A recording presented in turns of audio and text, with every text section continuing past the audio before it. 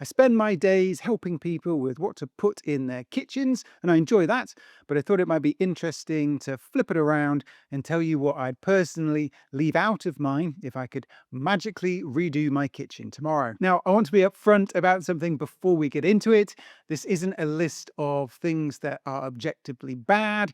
Some of these are perfectly good options that plenty of people love. This is just my personal view, so take it with the spirit it's intended. A bit of fun. An over-the-range microwave. Now this one is slightly unusual because it's not really a thing here in the UK. If you're watching from the States, you'll know exactly what I mean. An over-the-range microwave sits above the hob or cooktop, often built in around some wall cupboards, and acts as both a microwave and an extractor. And I'll be honest, even though I've never designed a kitchen with one, I've always looked at them and thought, that seems like a product that does two things, neither of them particularly well. You've got a microwave at a height that's awkward for most people to use comfortably. Not to mention it's above your range, which just feels like the most dangerous place to put something you need to reach up over and into. And you've got extraction that, from everything I've seen, doesn't really perform the way a proper hood would. Maybe I'm crazy,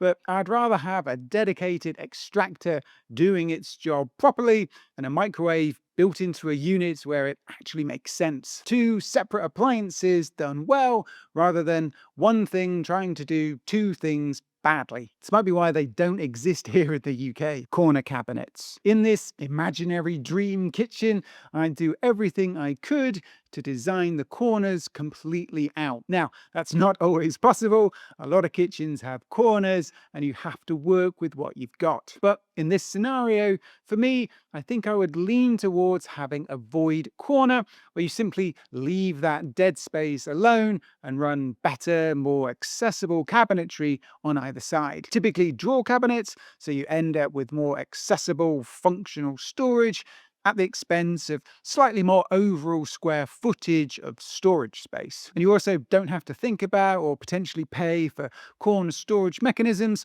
and one less thing to think about is always nice. Now, it's not to knock corner solutions. They have improved a lot over the years, and if you need them in order to maximize your storage, there are some decent options. But given the choice, I'd get rid of corners altogether. Plinth lighting, specifically the small spotlight style fittings that get cut into the plinth at floor level. I know the idea behind them, a soft pool of light at the base of your cabinetry, a bit of a glow, and I get the appeal. But in practice, I think they look a bit dated.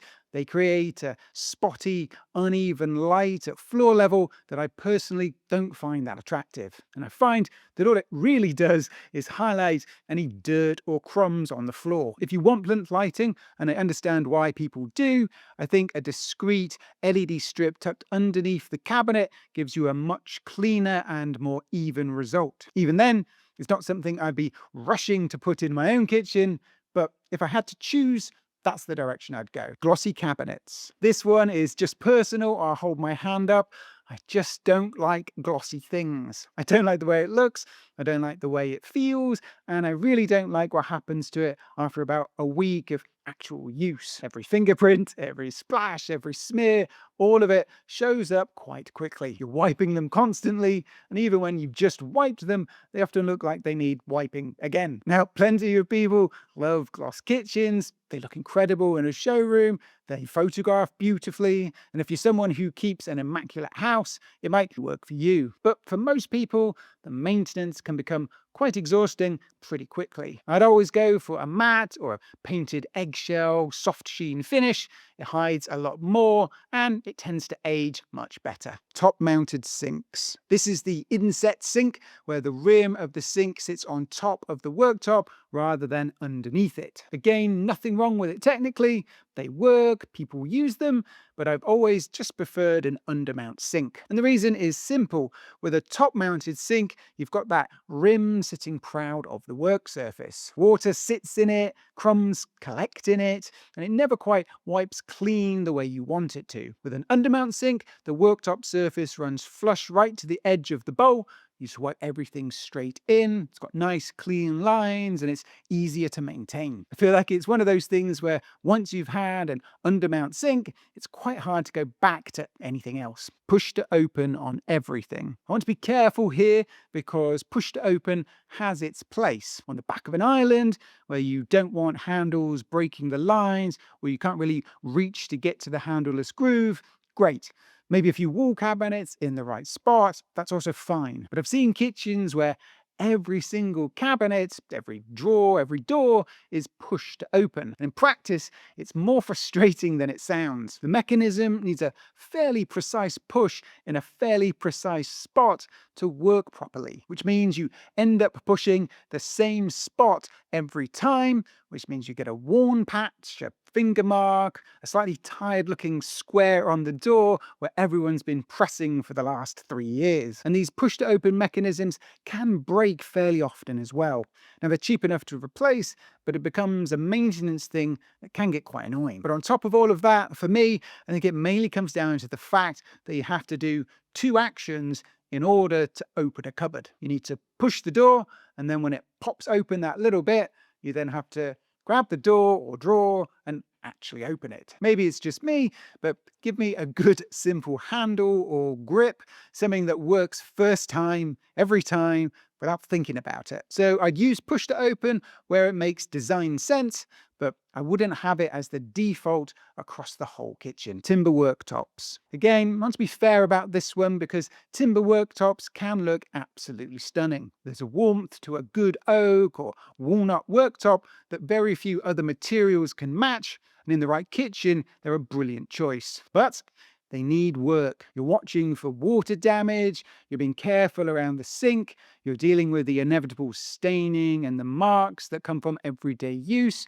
and ideally, you're oiling them regularly to help protect and maintain them. And as I said before, the bit that gets me every time is the area around the sink. Even with careful maintenance, that zone tends to suffer. The wood darkens, it can swell slightly. Over time, it starts to look a bit tired, no matter what you do. If you love timber worktops and know what you're getting into and are happy to take care of them, then that's great. You should always go for what you love where you can. Timber worktops are beautiful. I just know they're not for me. Visible freestanding appliances. Again, this one's probably just personal preference. Not much else to it, really. I don't want to see the fridge freezer. I don't want to see the dishwasher.